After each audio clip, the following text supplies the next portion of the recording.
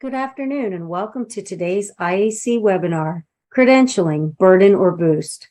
My name is Kelly Bear and I'm the Creative Design Manager with Marketing Communications at IAC. And now I would like to introduce today's guest presenter, Leah Jolly.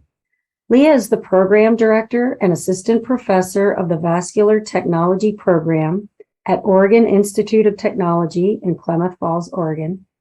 Her vascular career also extends to the San Francisco Bay Area. In addition to volunteering with ARDMS, Leah also consults in the field as an invited speaker and provides workshops for practicing sonographers interested in performing advanced vascular exams. And with that said, I will now turn this webinar over to today's speaker, Leah Jolly. Leah?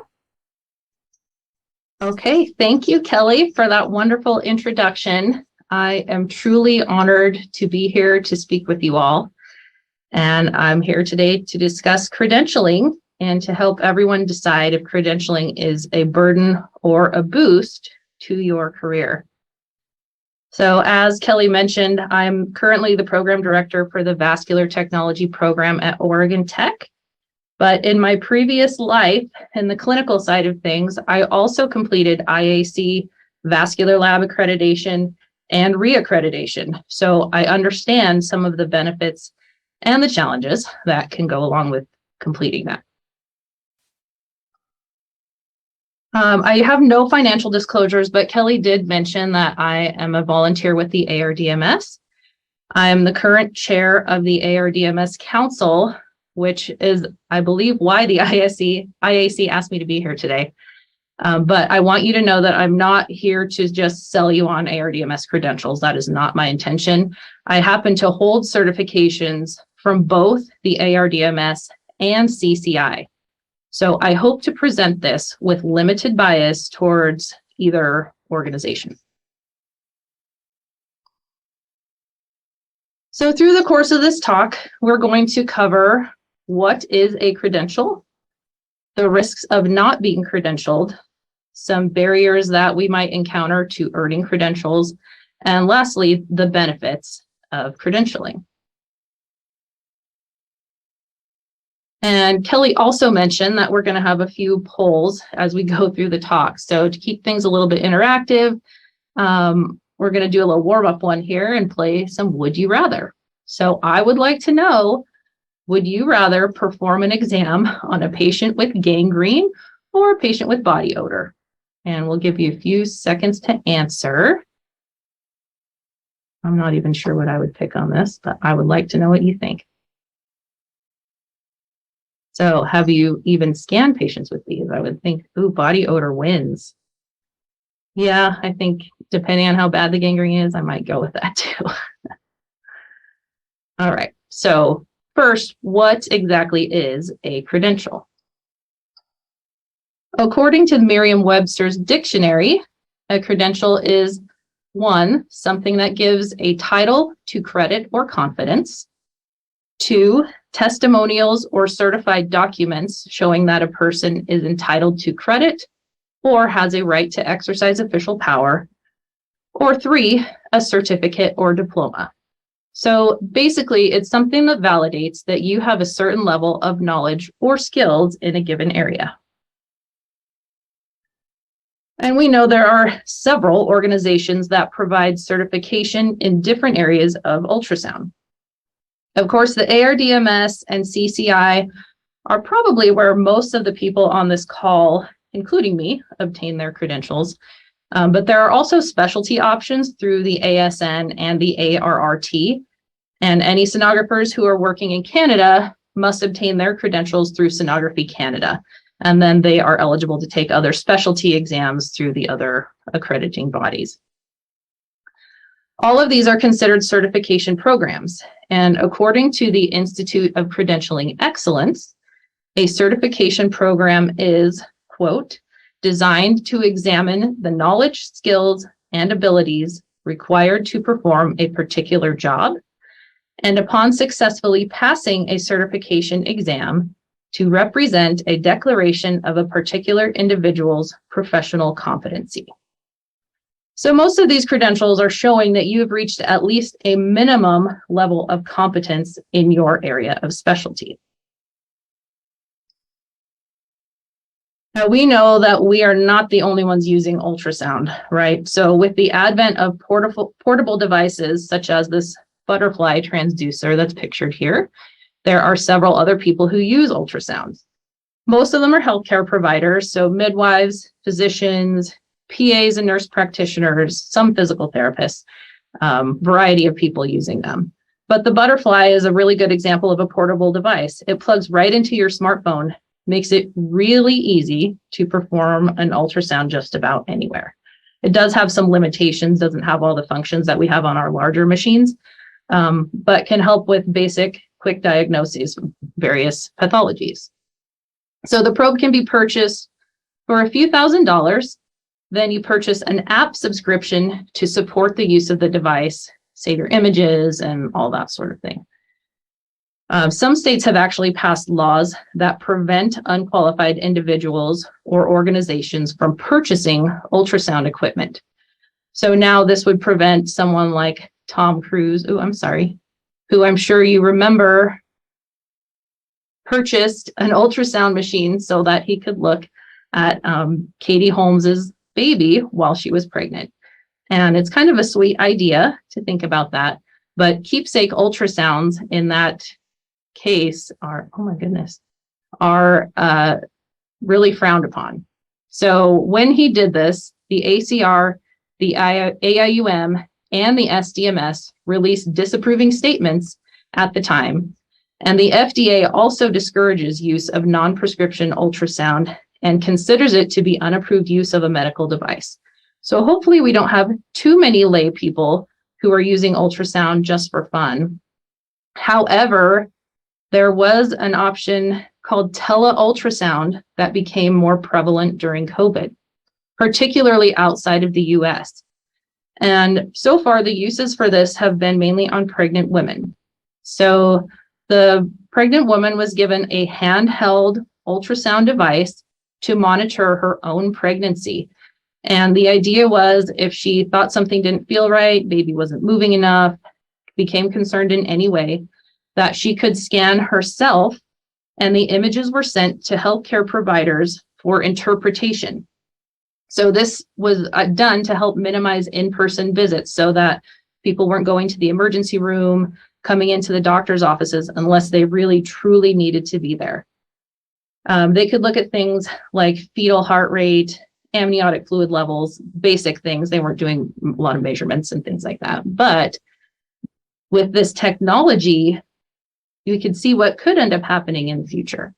So clinical trials are currently underway for this, but it will be really interesting to see if and how this gets applied to other specialties outside of OB.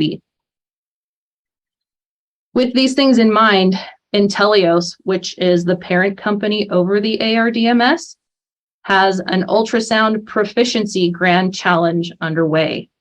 And the goal of this is that, quote, by 2030, every user of medical ultrasound in the world be proficient and certified, ensuring patient safety and increasing equity in healthcare. So you can imagine that we do things here differently than they do in Israel or in Kenya or all over the world. So hopefully what we can do is ensure that everyone who's using an ultrasound machine knows what they are doing with it.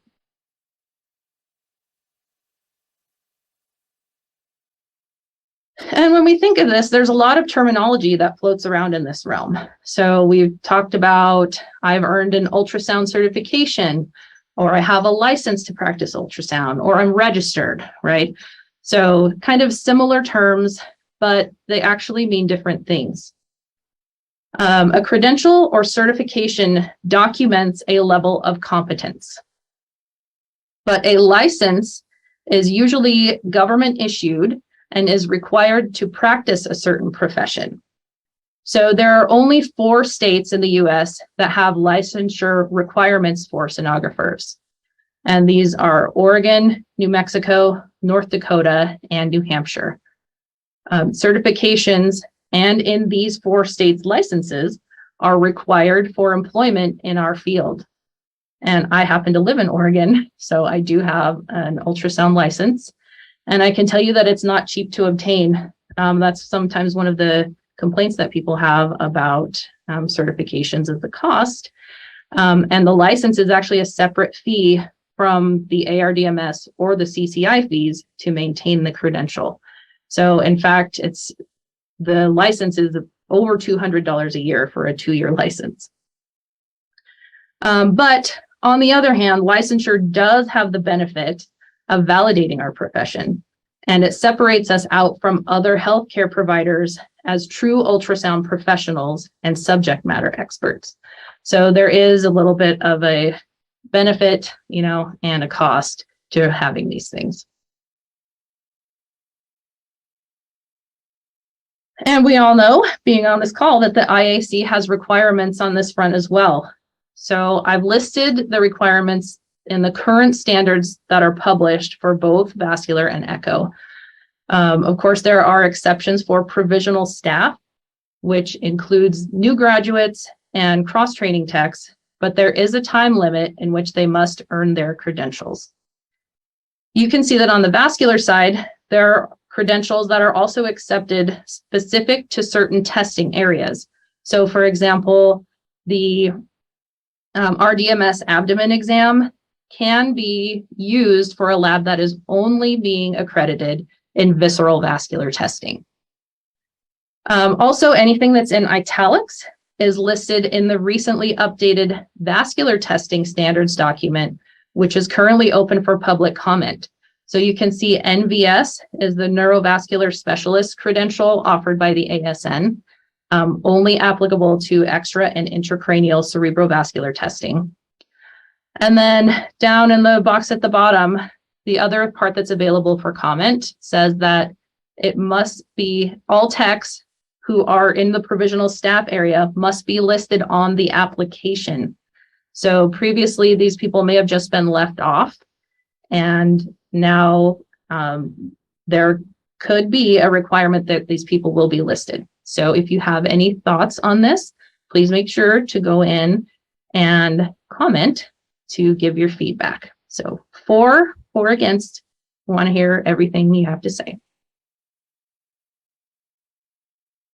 All right, so another poll, and thinking about certification and licensure, we have a couple of questions. So would you rather get your hair cut by a licensed or unlicensed hairstylist? Or would you rather fly on a plane with a licensed or unlicensed pilot? I know that during COVID especially, my husband and I were cutting our kids' hair out in the backyard, and neither one of us is a licensed hairstylist. So there are times when that may happen, but what do you think? State licensure is required for hairstylists, nail techs, estheticians, barbers, anyone performing those services for us. Oh, it's divided up differently. I'm assuming that A would be licensed because that's the way it was listed. So I agree. I think for sure the plane one, I would rather fly with a licensed pilot. Okay, next, risks of not credentialing. And yes, there are some risks of either not earning it or losing it. So number one, especially from the perspective of this talk, is loss of accreditation.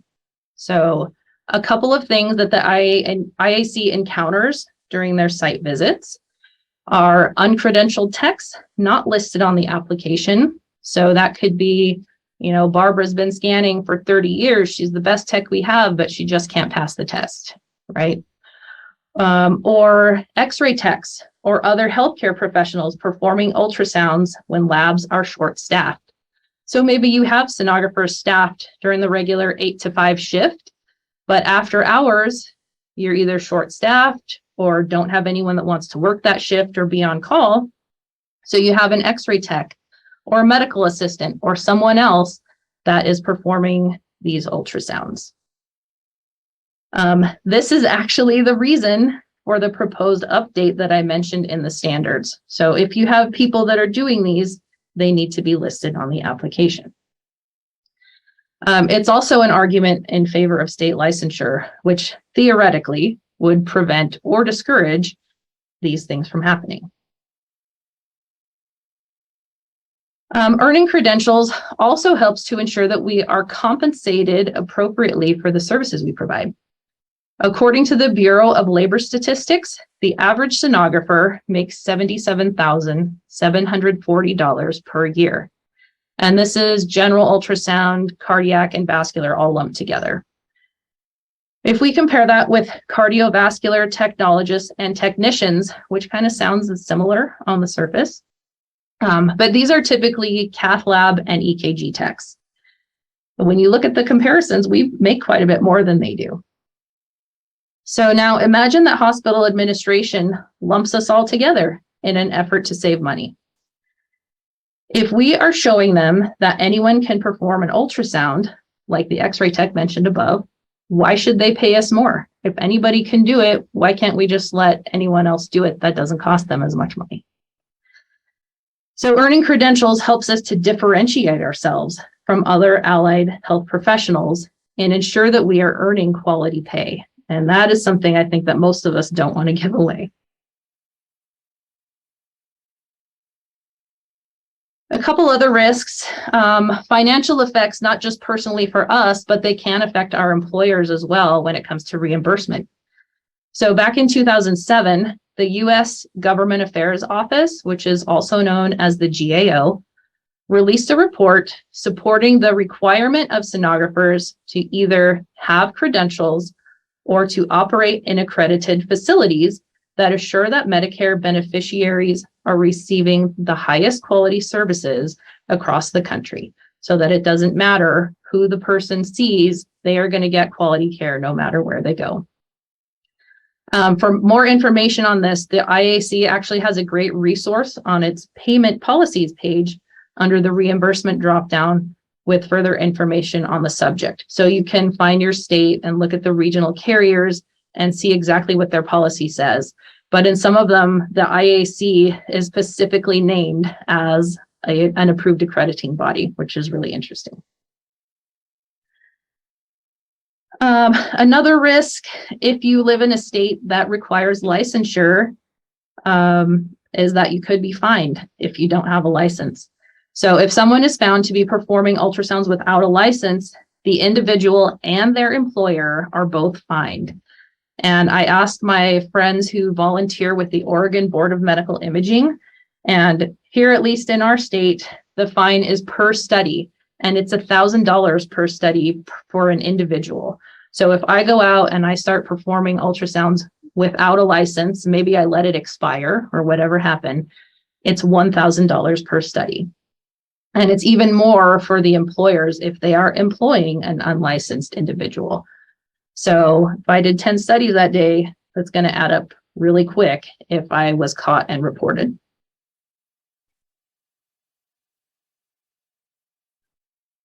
Finally, believe it or not, sonographers do get sued, so there can be legal ramifications of not having a credential. You could be named in a medical malpractice lawsuit. So it's important to make sure that you have all your ducks in a row for each study. And from the patient side of things, proving medical malpractice typically entails that a doctor-patient relationship existed at the time of error, that the sonographer or another party violated the applicable standard of care, that the violated standard of care resulted in patient harm, and that the patient experienced real compensable losses as a result. So for our portion of that, the standard of care becomes extremely important. So you might ask, well, what is that? What's the standard of care? Some of it is defined by our employer and their policies and procedures, but a lot of it can be found in our scope of practice, which the SDMS has published and has been endorsed by the ASC and the SVU and multiple other ultrasound-based organizations. The scope is actually currently being updated, but this section on certification and credentialing holds true. And in fact, this is actually on page 2 of the document, so they really have it up front for everyone to see. So it reads, a diagnostic medical sonographer must be competent in any sonographic procedure they perform. Certification by a sonography credentialing organization that is accredited by the National Commission of Certifying Agencies or the American National Standards Institute, International Organization for Standardization, represents standard of practice in diagnostic sonography. And I can tell you that the ARDMS and CCI are both accredited by ANSI, and the ARRT is accredited by the NCCA. So they are following our standard of care, and we should earn these credentials based on what the scope is telling us. So the ASN is actually accredited through a different organization, the Accreditation Council for Continuing Medical Education, which allows the ASN to award CMEs. I'm not sure how this affects the recognition of the NVS credential in the scope of practice, but it will be interesting to see if that gets included somehow. You can also see towards the bottom of the document that our specialties are specifically listed for areas where we need appropriate education, training, and certification.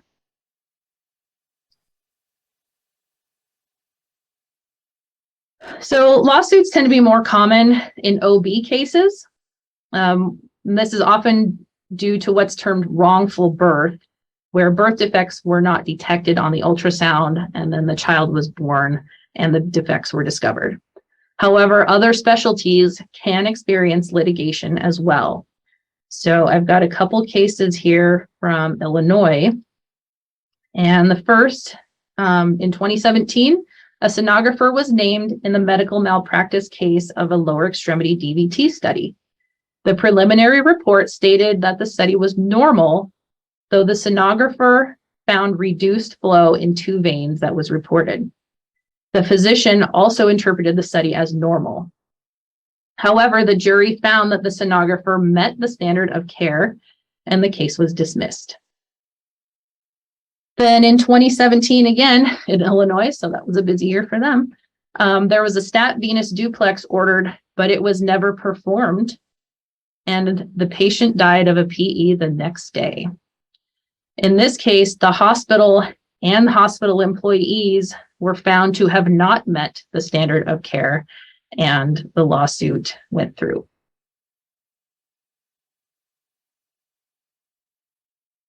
So another case in Florida, 2014, a sonographer was named in a medical malpractice case of failing to diagnose breast cancer.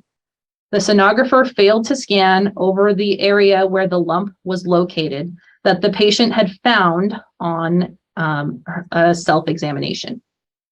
The judge determined that the ultrasound tech was 85% liable and the interpreting physician was 15% liable in the delayed diagnosis of now advanced terminal breast cancer. So had it been found sooner, perhaps it would not have been terminal. And then the last case I'll share is an Oregon case in 2015 where the sonographer was accused of inappropriately touching a patient's breast during a transthoracic echocardiography exam.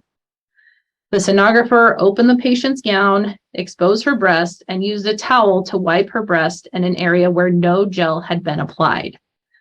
So in this case, we're already in a sensitive area. These cases also occur in women's imaging, especially when transvaginal ultrasounds are performed. So it is really important for us to explain to the patient what's happening and maybe even have a chaperone in the room if needed. This happened to be a male sonographer scanning a female patient. So was what he did inappropriate, or was he just doing his job? It's kind of his word against hers, unless there was a witness in the room. In 1991, sonographer Kathy Gill actually published an article in the JDMS titled Legal Liability, a Sonographer's Perspective. So if you want more information on this, I would really encourage you to take a look at this article. And this really isn't a new issue that we're facing. So imagine that you were named in a lawsuit, but you don't hold a credential in the area of the examination. they were very likely to find that the standard of care was not met in that case. So misdiagnosis could mean life and death for some of these patients, and it did in some of these cases. And as healthcare professionals, I don't think very many of us want to be responsible for someone's death because we missed something. All right, next poll. Do you have uncredentialed individuals performing ultrasounds in your lab? And these are totally anonymous. We aren't tracking who's sending these, so I really encourage you to be honest with your answers. I really am interested to know if you have, Barbara, who's been doing it for 30 years, or you have an X-ray tech doing studies for you. I would really be interested to know what is going on in the field out there. Majority is no. Okay. 14% said yes. So that's a decent chunk. So if we can convince them to earn it, that would be awesome. All right, so some barriers, and this might be the reason that some people are not earning these credentials. Number one, tests are hard, and people can become very anxious when it comes to taking these. And varying sources state that test anxiety rates range from about 20 to 40% of all test takers. And it's normal to get a little nervous, especially when we factor in that these are high stakes exams that we're taking. People can feel a lot of pressure to perform well.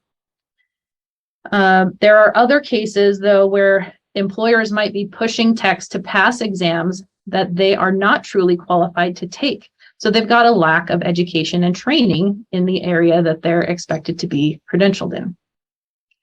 I know that when I chaired the vascular technology exam committee, we would get comments sometimes like, I don't do this in my daily job. So if that's the case, perhaps the employers don't quite understand the amount of knowledge and skill that's required for us to do our jobs well. Just because I know how to use an ultrasound machine doesn't really qualify me to perform every type of ultrasound exam. There are so many things that we can see, so many things that we need to know and do extra on. And it's kind of unfair to expect someone to be able to do all of it. There's also the occasional tech who's interested in collecting letters behind their name, but may truly have limited knowledge of the breadth of exams or pathologies that our specialties may see in any given day. Exam delivery can be another barrier. So especially back in 2020, when most of the testing centers closed due to COVID-19, there was basically a sudden stop in exams being taken. Since then, the ARDMS, I know, has begun offering exams via online proctoring. I'm not sure about the other organizations if they've moved to that, but the ARDMS has. So there is an option to take the exams at home if you have a reliable internet connection and a compatible device. They're also exploring simulation and other types of testing platforms, which could be great for sonographers of the future. Cost can be a barrier for some as well. Some employers do provide professional development funds to help pay things like exam fees, conference tuition and travel, and other expenses. But some of us are coming out of pocket for this, and it can get pretty expensive. Maintenance of certification can kind of fall within that cost barrier as well. Plus, it just takes time, which can be difficult when we are trying to balance work and professional life obligations. And lastly, in some cases, there's just a lack of awareness of available credentials. If you don't know something exists, how would you know that you need it? Someone might even desire validation of their skill, but they don't know where or how to obtain it. This is particularly true when we think globally about varying healthcare structures and resources in different parts of the world. It might be more difficult for some people than others to find an appropriate credential to validate their knowledge.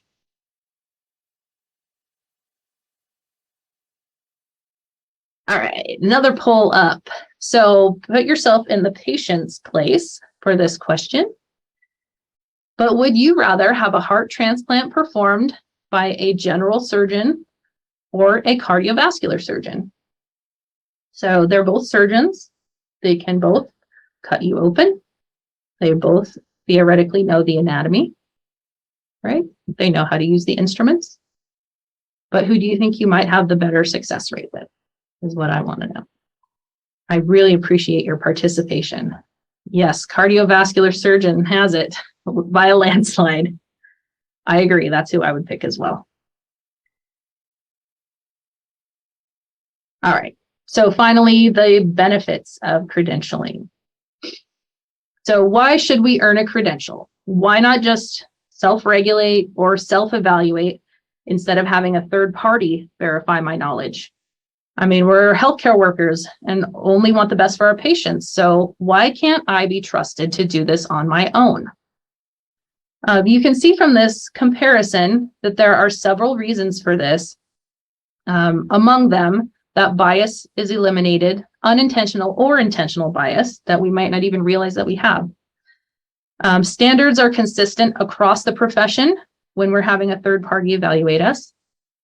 Self-preservation and cost reduction are less of a deciding factor when it comes to these. And in our case, that patient safety remains the main objective. So overall, credentialing validates our knowledge, particularly in healthcare, where technology and treatments are rapidly changing. So there's always new procedures, new exams that we're performing, updates to protocols and things like that. So this is one component of helping us stay on top of that. I have a little video here. This is a nice video that the ARDMS created a few years ago, which features several sonographers and physicians talking about the benefits of certification. ARDMS looks out for the best interests of the patients and upholds the standards of the sonography profession. It brings to our profession credibility. And I tell my patients when they ask about all these initials after my name, I tell them what they stand for, what it means, and why you want somebody to be registered doing your study.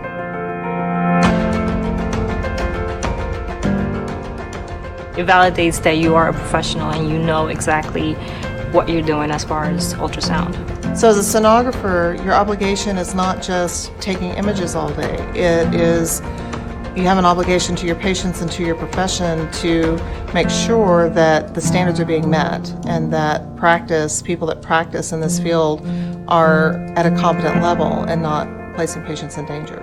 I think getting my credential was important to me because it kind of showed me that I knew what I was doing. I felt like, this was my way of saying, that I'm proud of what I do and this is going to be my career for the rest of my life. I mean, I think that ARDMS helps people grow in their role as a sonographer, whether it's in a role as an educator or as a patient advocate. When I became registered as a sonographer, I became more competitive. As I attained more registries, it allowed me to even become more competitive into the field. I actually have the RVT certification, and at any hospital that I apply at, I can just walk in and they're just like, you have that certification, we want you. I thank the ARDMS for that, for having these different certifications and allowing me to be more competitive in the field today.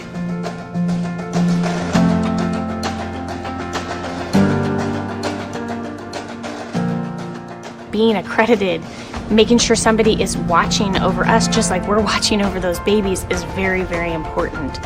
And then meeting the people behind the scenes and knowing that their passion doesn't lie in just serving themselves. It's really making sure that we're out there doing the best that we can do. That's really important. I think what has happened now is that you're having a different set of sonographers that are coming out in the field.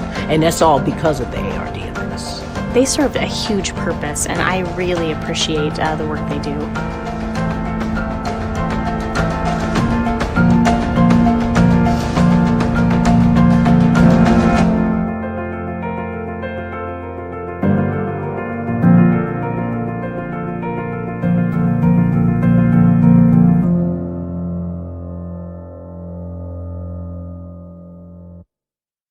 Okay, so I know that was from the ARDMS perspective, but any credential is better than no credential, right? So if you need to go through CCI or the ARRT or wherever you can get a credential, I would advocate for doing that. And as you saw in the video, certification brings credibility to our profession.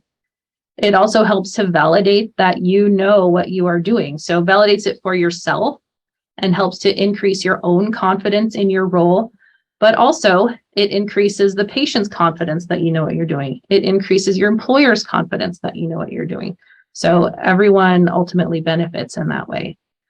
It also helps you to become more competitive in the sonography field of obtaining jobs in different locations.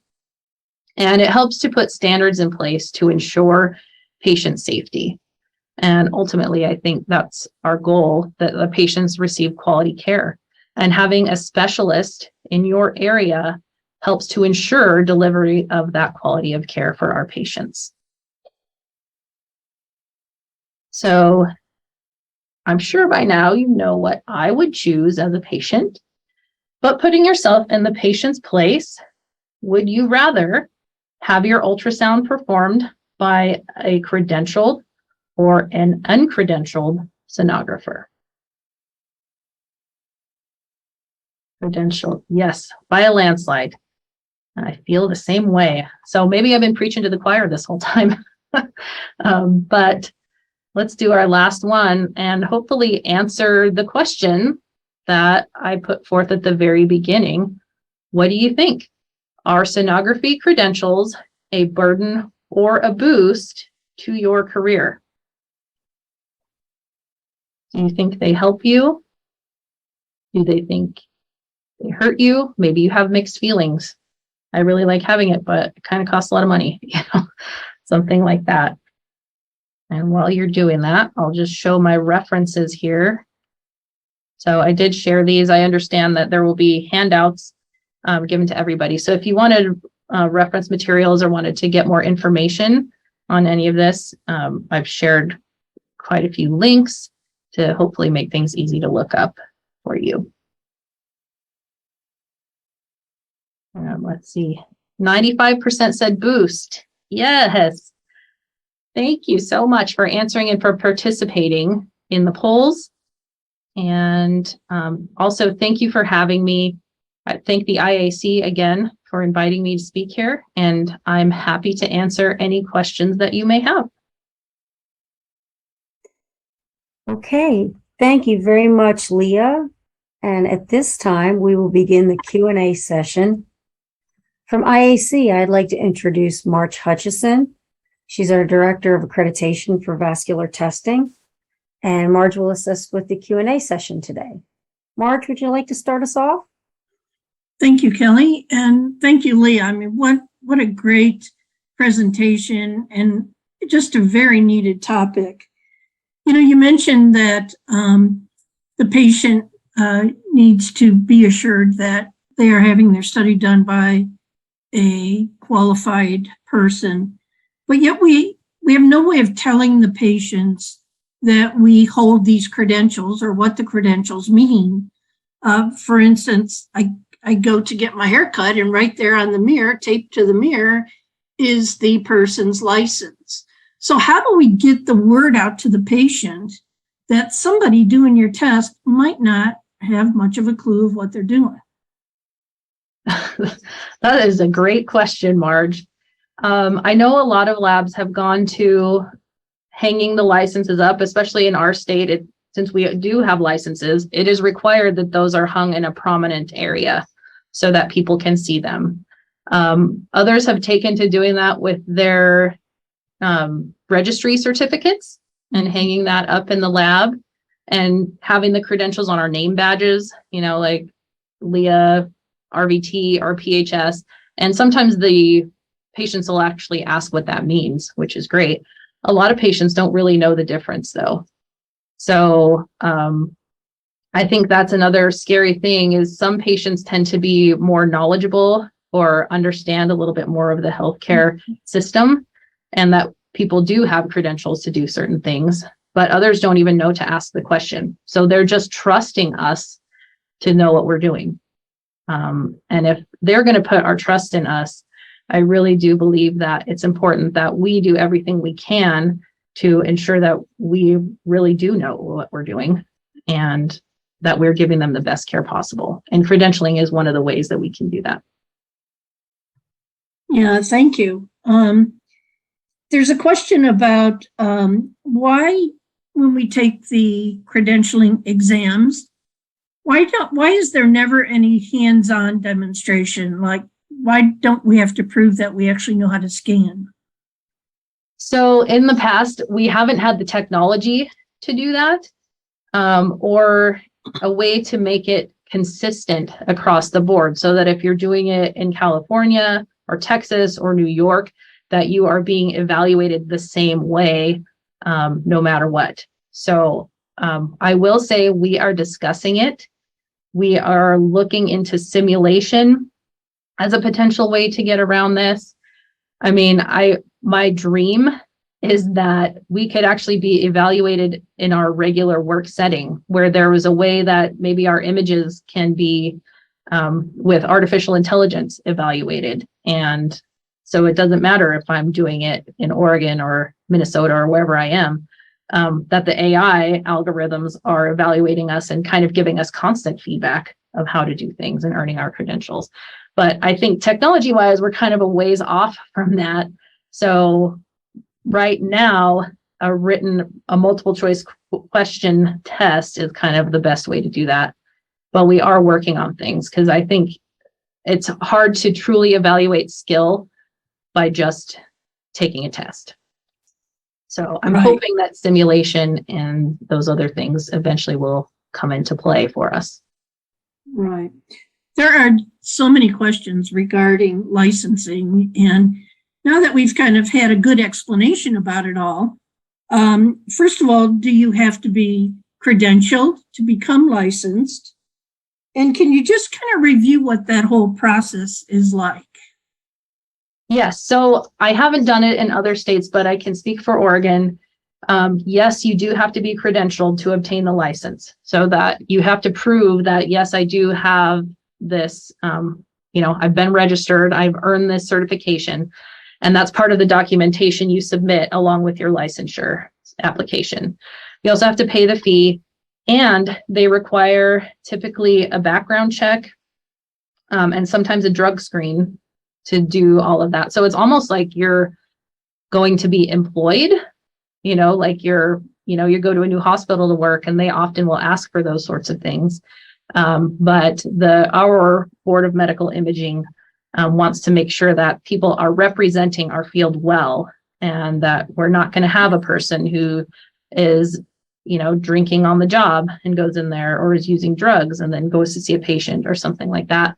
So they try to do everything they can to vet you before you get the license.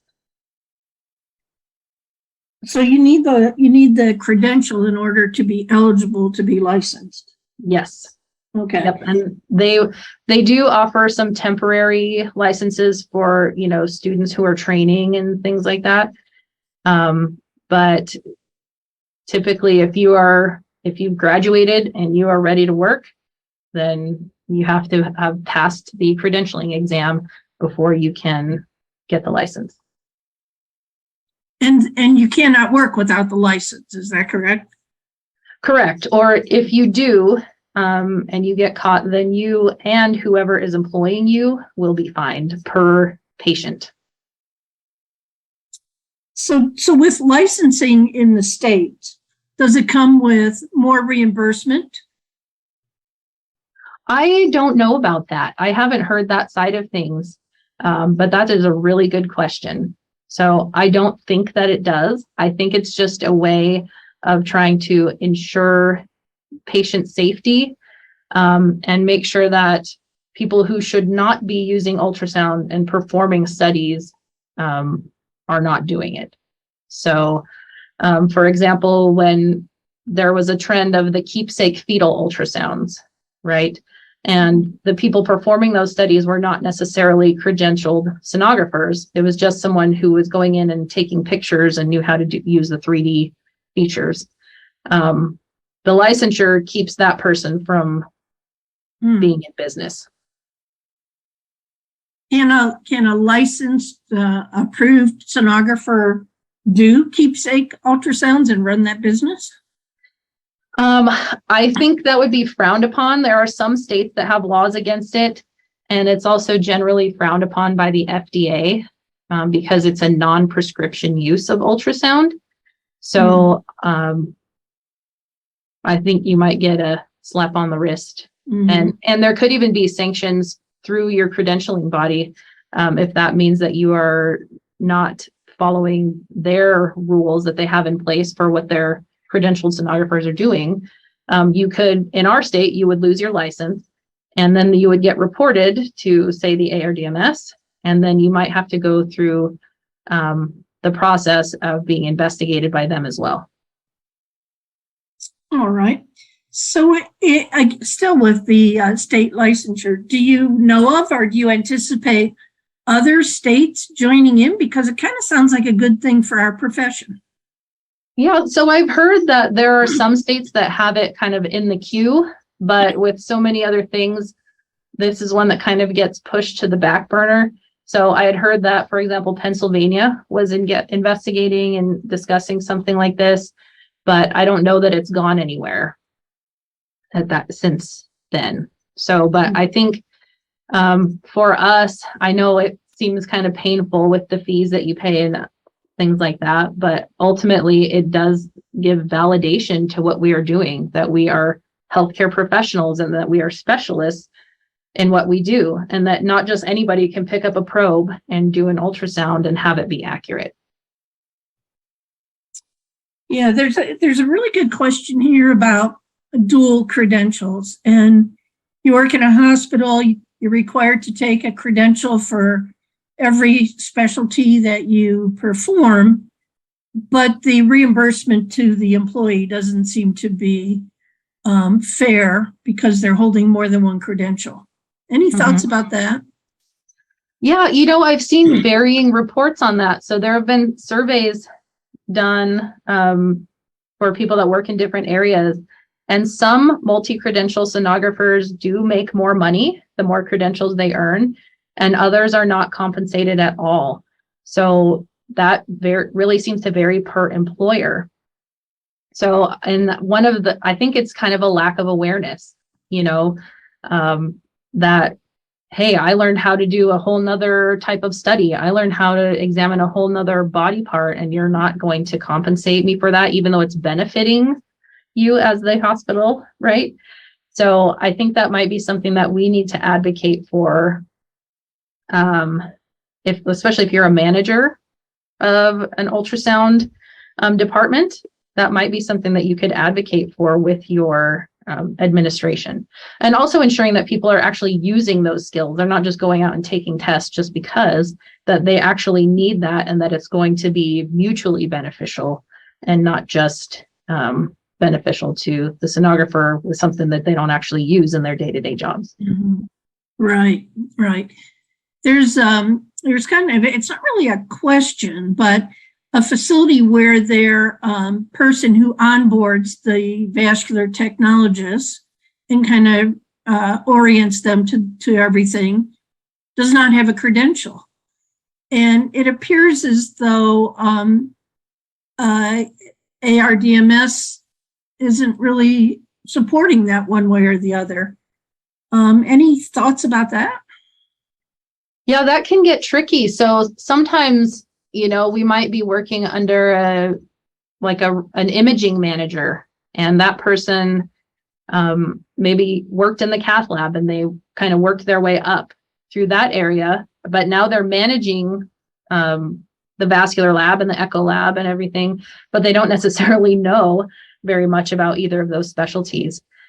So part of that from a managerial perspective is that they should come and talk to you and find out what your pain points are, where are things difficult, what do you need, and kind of help them understand where you're coming from with that. We don't necessarily have control over all of those things, and it is a lot to ask a manager if maybe they're over all of imaging And it's a lot to ask them to be registered in X-ray and CT and echo and vascular and all of the imaging modalities. It's just not realistic that they would truly understand what we're doing in all of those cases. But if we can help to educate them and kind of get them on our side and understand what our challenges are, I think that's probably the most important thing. Yeah, there's a lot of discussion here saying, why doesn't the IAC mandate this, or why doesn't ARDMS mandate this, or whatever? But people don't realize that we can't do those kinds of things. We can't go around mandating a bunch of stuff. But what can we do as sonographers out here in the real world?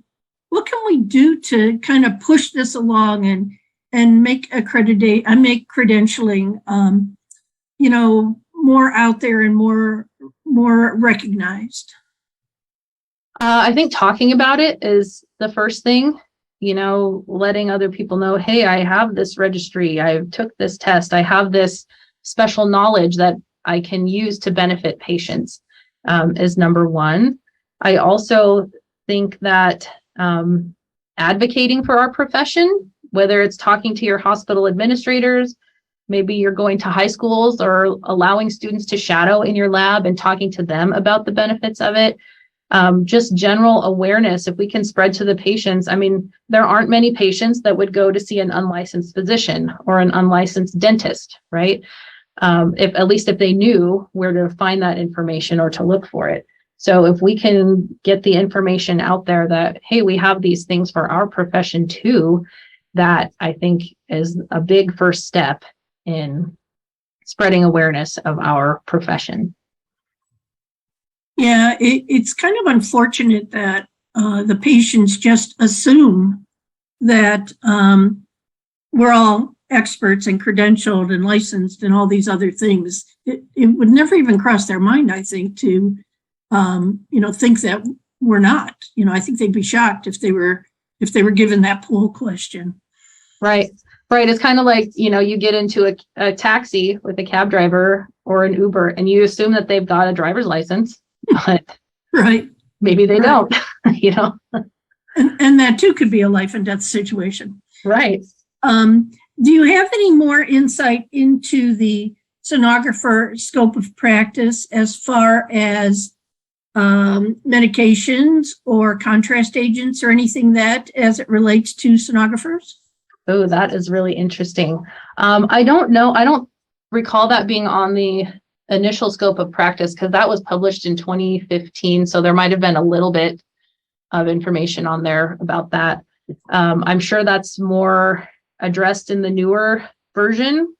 And I also think I was wondering in the litigation area if a sonographer could potentially be sued if, some echo labs in particular have standing orders that, a patient in this situation can have, DEFINITY for a bubble study. But what if you use that and the patient had some contraindication that you didn't recognize or something like that? I was wondering if there might be something like that in the future, but I'm not sure about that part. I'll be interested to see what they include with that in the scope of practice. Right, absolutely. I think contrast is becoming more and more common than it used to be as well. Yes. Let's see, a couple more questions here. How do you personally go about getting your folks credentialed? Like, what do you say to them? How do you help them get there? So my previous employer had a policy that they typically would not hire someone that didn't have it unless they fell under the provisional staff. But I think it's some encouraging people that they can do it, that they, if you know this stuff, you're going to pass the test. And I encourage them to study the things that we don't do. Like maybe your lab doesn't do transcranial Doppler, but there's going to be a couple questions on that on the exam. So make sure that you study that so you understand what's going on. And helping people to kind of overcome any barriers that they might have encourage your employer to help pay for the credential, give them time to study if needed, or send them to some type of a registry review conference or something like that, so that they can kind of build up confidence in their knowledge and go earn that credential. All right. We just have 1 minute left, so I think we'll finish up with this last question. There is some discussion here about traveling technologists. I think everybody's moving towards them, it seems like. But there's no guarantee that they're credentialed, but yet you're desperate in need for a sonographer. So what do you do? Yeah. So from what I understand, I do know some people that have worked as travelers, and they do require that you provide evidence of your CPR certification and your whatever certification that you have before you get placed. So I'm not sure if people are sliding through on that somehow, but the businesses that provide travelers typically try to vet that out before the people are allowed. They also typically won't allow someone to be a traveler unless they have a few years experience under their belt. So you're not necessarily getting a new grad fresh out of school coming to travel. You should hopefully have someone experienced who can work somewhat autonomously in your lab. Very good. I just want to, in closing for the Q&A session, just tell people that if we did not get to your question, we will answer it via email in the next couple of weeks. So again, thank you, Leah, for all your time and everything you do for us. And I'm going to turn it over to Kelly. Hey, great. Thanks again, everyone. And a very special thank you to Leah Jolly for this presentation today. As Marge said, please feel free to contact IAC with any questions that were not answered during the Q&A session. Once again, we thank you for joining us today and appreciate your participation.